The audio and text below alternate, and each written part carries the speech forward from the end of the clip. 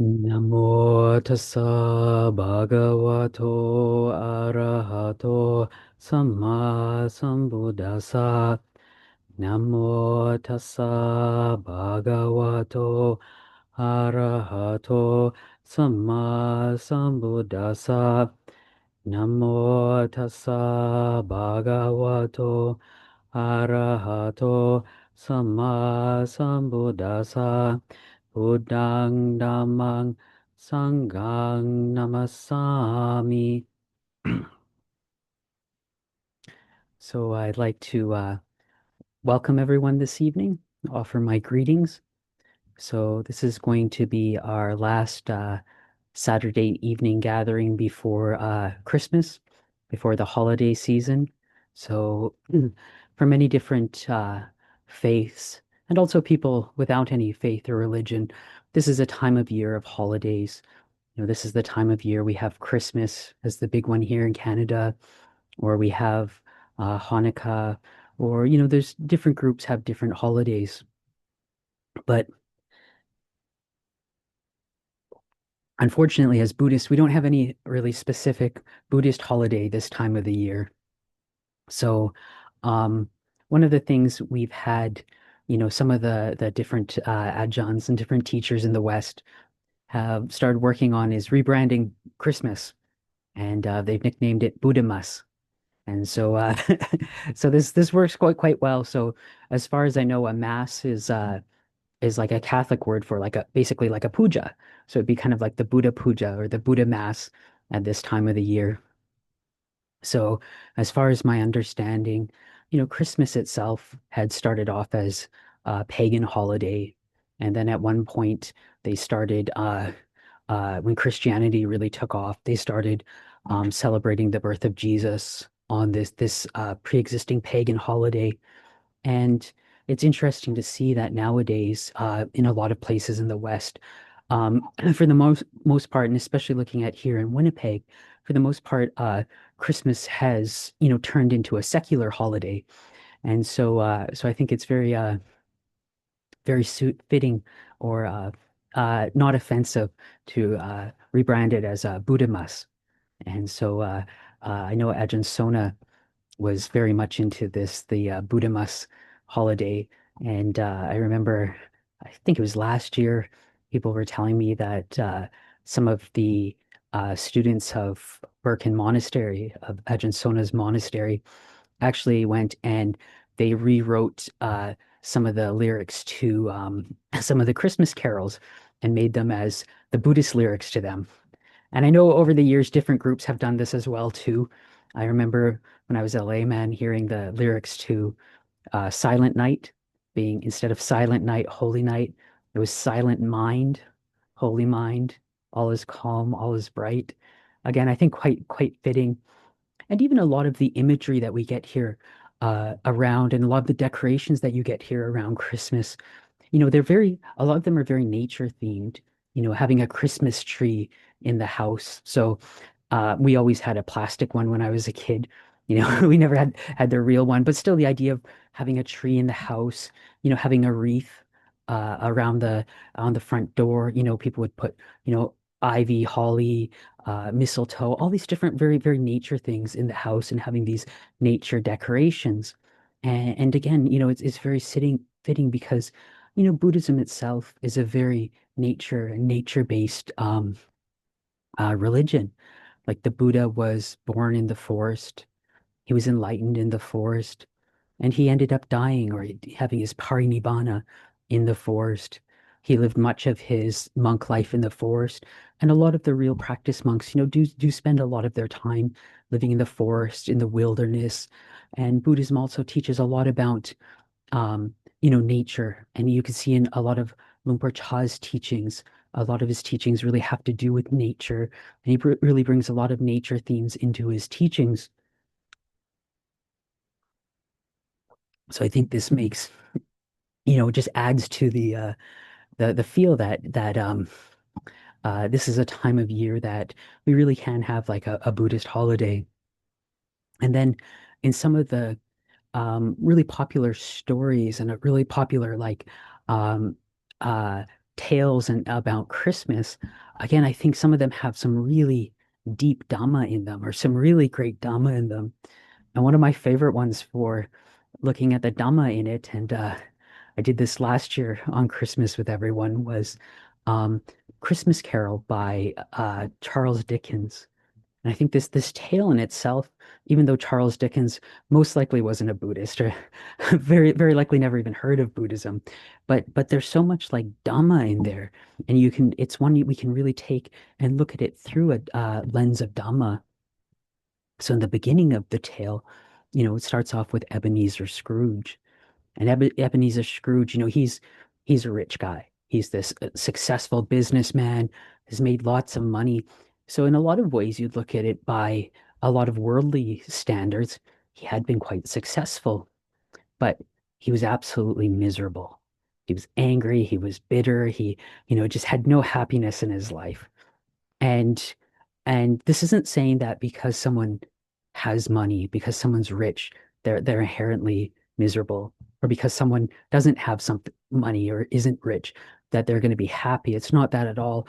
It's because again, happiness, doesn't arise in your wallet, doesn't arise in your bank account. It arises in your heart. It arises in your mind. But when Ebenezer Scrooge, when he got all this, he became really stingy about it. He became, just obsessed with it. So he didn't have any contentment with it, even though he had a lot. He was never happy with it. He was never content. It was all just about getting more. So in at least in the movies of it I watched as a kid, um, he would go out for to a restaurant to eat, and he'd have the plain soup, and they'd end up having to cut him off because he was eating too much of the free bread. So even with all that money he had, all that wealth, it wasn't even about he was trying to use it to enjoy the chords of sensual pleasures, like, wasn't going getting the best foods or anything like that. It was all just about getting more. He had got so fixated, so addicted on just getting more and having more. And there was no contentment, or in Pali we'd say santuti. And it was many years ago, the last king of Thailand, King Rama the Ninth, King Bhumibol, he had this project, and it was called like Sesakit Ganpo Pian, or the sufficiency economy. So, as far as my understanding, this was really rooted in this idea of being content with what you have. So, if you have a lot, okay, be content with that, be happy with that. If you have little, you don't have a lot, as long as you've got enough, be happy with that, be content with that. Because, he practiced Buddhism and practiced a lot of meditation and Dhamma. And so he understood that, this happiness is not about just who can get the most. And so,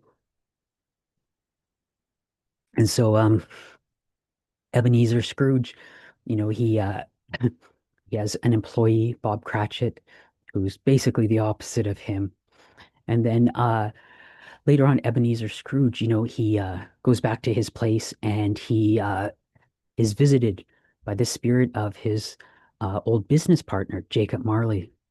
And last year, I kept getting it wrong and kept referring to him as Bob Marley instead of Jacob Marley by accident, which of course would have made the story quite different if it was Bob Marley coming to visit him, right? And so, anyways, his old businessman, Jacob Marley, comes to visit him.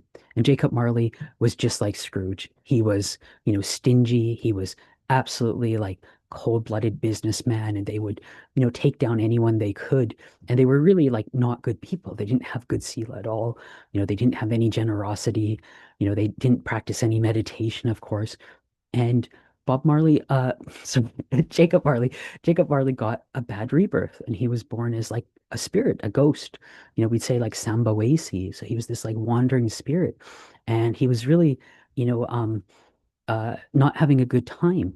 And he went to Ebenezer Scrooge to warn him, like, look what happened to me. This is the results of my karma. You've been making a lot worse karma than me. You're going to get it a lot worse. You need to change your life around and improve things.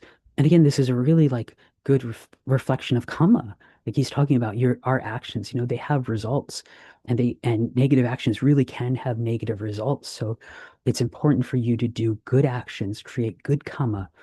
And And I think it's also a really great reflection here is the fact that um, one, it's not like irreversible. It's not like, okay, you've made all this bad karma and so you're stuck. It's going to be bad for sure. You have the opportunity to make more good karma, to change things around. And so, when the Buddha talked about karma, one time he used the simile of karma, of good karma is like fresh water, like, clean, fresh drinking water. And he said bad karma is like salt. And he said, if you take a glass of water and you put a spoonful of salt into it, it's going to taste very salty. But if you put that spoonful of salt into a big lake full of fresh water, you're not going to taste the salt at all. And so he said that's like with karma. So we want to, if we've made some bad karma, we really want to make good karma. Even if we haven't made bad karma, we really want to make good karma. The Buddha said you should never be afraid of doing good things, of making merit. This is something we always want to do. And I think another great reflection here with Jacob Marley coming to see Ebenezer Scrooge is also this idea that no one is wholly bad. Like a lot of times, we can think in absolutes, like this person, they did some awful things, and we think they're just all bad, pure evil, or another person, they're just all good, pure good. And this illustrates this point that no one is all wholly evil. So even though Jacob Marley, was not a great guy. Didn't have any compassion or loving kindness or any of these things for other people, wasn't practicing generosity. I'm sure his sila wasn't very good either. And so, you look at it, but he still had some compassion. He had enough compassion to his old friend Ebenezer Scrooge to actually, come back and want to help him. And this is really good for us, a great reflection for us to bring up, because a lot of times in life when we do encounter people who, just come off as seeming all bad and they've got all these qualities to them, maybe people we meet or, people we see on the news and stuff, or, it's good we can remember that they're not all bad. There's some good somewhere in people. Like I remember, the story even about someone like Adolf Hitler. Like he was a vegetarian. Out of all the horrible things he didn't want to kill animals. I mean, and so there was a little bit of good in there, right? And or even I remember Lumpur Sumedho gave this Dhamma talk right around the time when Pol Pot died, and he was saying that all the horrible things that Pol Pot did. He was the communist leader of the Khmer Rouge in Cambodia, killed heaps of people, did terrible things. But and so Lumpur Sumedho was really trying to bring up some uh, good feelings towards him, some loving kindness towards him, some metta towards him. He reflected actually when he was a kid, Pol Pot had been a Dekwat, like a temple boy, like he used to hang around the monastery. So yeah, there was still, even with all the other, there's still some good in there. And so, that's one thing I take as a real good reflection from that part. And so anyway, so Jacob Marley visits him, and then but that's not enough to change Scrooge. He doesn't want to see it. He doesn't want to listen to it. He just wants to kind of basically stick his head in the sand and ignore it, which a lot of times, people do when they're faced with things like this. And so then the ghost of Christmas past comes and takes Scrooge to see his own past. And you see that Scrooge he wasn't always bad. Like he didn't have the greatest childhood, had a not great home life. But he was good. He at one point had a fiance. He was a nice guy. He had a great boss. And like they had he was happy. He was just content, not having a lot, content just working and having this happy life. But then him and Jacob Marley ended up getting in together. And you could see that it kind of went in a descent and they got more and more greedy and they fed off each other and went down and ended up becoming what they became. And again, that's another one of these really good reflections is that, you know, we're just because someone is the way they are right now, it's not permanent. We're always changing. And so, as we come to practice Dhamma and we're really putting our effort into it, we're going to be getting better. We're going to be going up. We're going to be improving our minds, becoming more wholesome, becoming more happy, becoming more generous, better sila, better meditation, and really reducing our suffering. But also it can go in the other way too. if we do really negative things, we can start going down, and the quality of our mind starts going down as well too. And you can see with someone like Ebenezer Scrooge, it's really when he got in with Jacob Marley. And again, one of these reflections, the Buddha says, about the idea of having good friends and not having really bad friends, unwholesome friends. Because again, the good friends can really pull you up and encourage you to do good things. But really associating with really negative people can really do the opposite. They can really drag you down and drag you into unwholesome things. So and then uh uh but that's not enough to change Scrooge. He's still kind of set on his ways. It's starting to plant the seeds, but it really hasn't been the really powerful one. So then he's visited by the ghost of Christmas present. And the ghost of Christmas present takes him to see other things which are going on right now in that Christmas. So he goes, and at one point he sees poor people who are, homeless and trying to survive and not having enough to eat. And so he can really see the suffering of that because, he was really separated from the suffering of that. He was taken to see his employee, uh, Bob Cratchit's house, and to see that how much Bob Cratchit's family was very poor. And he was happy. His family was happy. And he's also was taken to see, Scrooge was taken to see his nephew. And again, his nephew was much wealthier than Bob Cratchit, but his nephew was happy. His nephew was having a great time with his friends on Christmas. So again, he was confronting Scrooge with this, like, oh, these people aren't rich, but somehow they're happy. And yet I'm rich and I'm not happy. So it was really showing him that, that happiness isn't dependent on material things. Material things aren't how we should be gauging our life. And he also, sees on there Tiny Tim. So he's and how sick Tiny Tim is. So he's seeing again sickness. This is one of the four Devadutas, these four divine signs that the Buddha saw before he um, decided to leave the holy life and become go in search of becoming of enlightenment.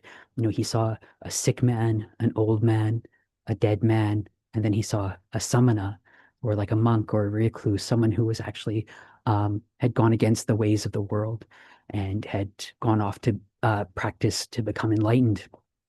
And so um, Ebenezer Scrooge sees these things. He sees this sweet, innocent little kid who is sick and is not doing very well. And again, this affects Scrooge, but it's not really enough to change him. It's not enough for him to give up his ways. So he's finally visited by the ghost of Christmas yet to come. So the ghost of Christmas is in the future, and this is the one which shakes him up.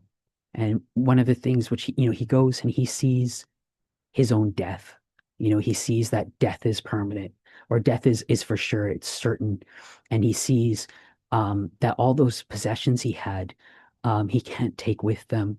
He goes and he sees that his maid, his cook, the undertaker, all of them basically robbed him blind, took all of his stuff after he died, and he was dead. And so that again, one of the Devadutas that the Buddha saw death, and this one really hits Ebenezer Scrooge and really triggers a change in him. And we even see this in Dhamma practice is, the power of doing something like death contemplation and really looking at that like, this body, it will die, this life at some point, death is certain, it will come. And all these things, we can't take them with us. We can't take our possessions. We can't take our money. We can't take anything like that with us. The only thing which we can take with us is our karma and those actions we've done, the way we've developed our mind, that will carry on with us. So for Ebenezer Scrooge, having this strong death reflection, that was enough to change him. And then he completely goes back and he completely changes his life around, and he decides to really embrace generosity, embrace being a good person, developing loving kindness. He probably didn't do it in formal meditation, but he was still working on developing these really positive qualities, and his life improves. He's getting happier. He's helping people out. He gives his employee Bob Cratchit a raise. he takes Bob Cratchit's son, Tiny Tim, to go see the best doctors in London. But it was the mid 1800s, so those doctors probably weren't very good. Probably didn't help too much, but better than nothing, right? And and so anyways, there is this fundamental change in him. And but one of the things I think is really important is at the end, they talk about how Scrooge kept the spirit of Christmas all year round.